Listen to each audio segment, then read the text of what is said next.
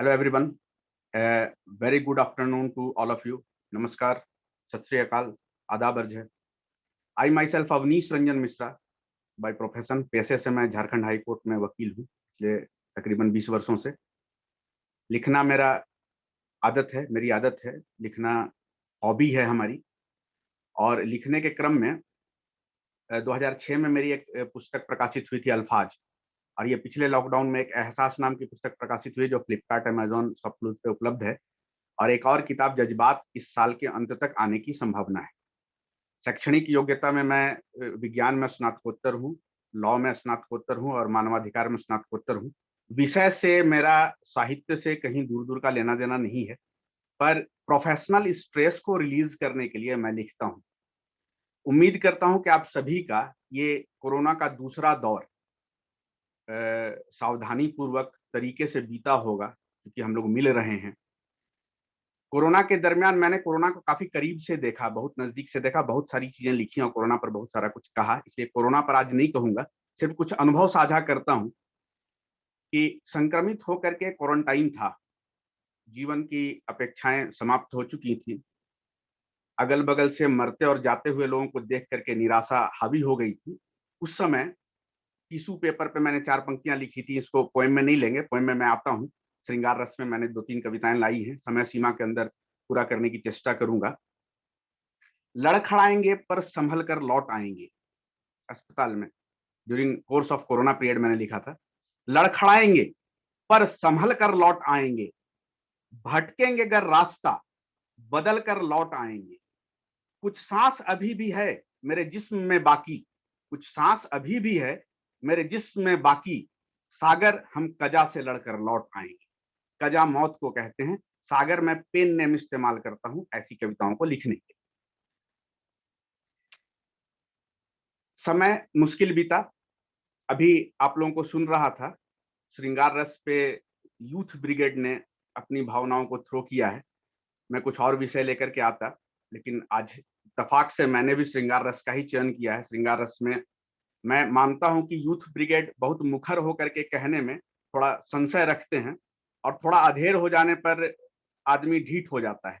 तो श्रृंगार रस पे अपनी रचनाओं का उद्बोधन अपना उसका क्या कहते हैं वो प्रो बड़ा आराम से कर सकता है, कंफर्टेबल जोन।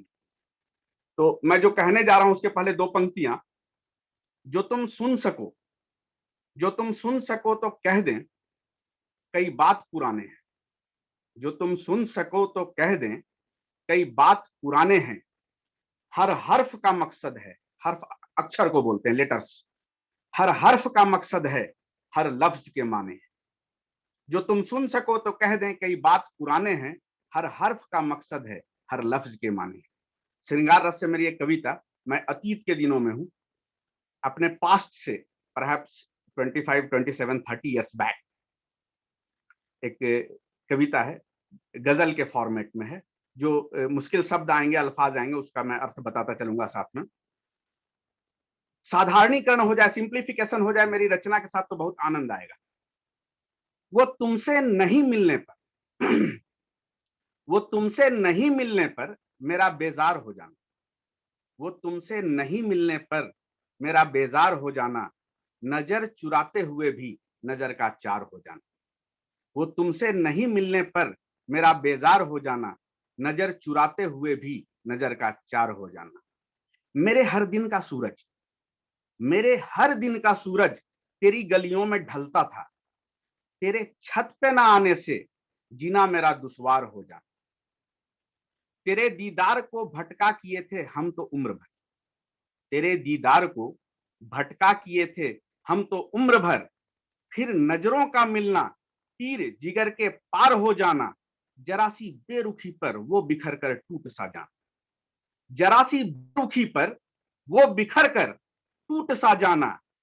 बेबसी में फिर मेरा गमख्वार हो जाना। गमख्वार मतलब गम खाने वाला, जो गमगीन हो। मेरी बुत परस्ती ने, बुत परस्ती बोलते हैं मूर्ति की पूजा करने।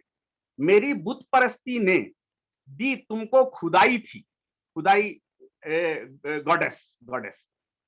मेरी बुत परस्ती ने दी तुमको खुदाई थी। मेरे सजदे से झुकने से, मेरे सजदे से वो तेरा परवरदिगार हो जाना, मचलकर वो तेरा मिलना सुकून की इंतहा सी थी, मचलकर वो तेरा मिलना सुकून की इंतहा सी थी, मेरी जिंदगी की कश्ती में यूं तेरा पतवार हो जा। मेरे बिखराव को आगोश में कुछ यूं समेट लेना, मेरे बिखराव को आगोश में कुछ यूं समेट लेना, फिर मेरे हर गम के लिए तेरा गमख्वार हो जाना। न था मंजूर शायद जहां को नादानियां अपनी, न था मंजूर शायद जहां को नादानियां अपनी, फिर एकदम से वो तेरा समझदार हो जाना।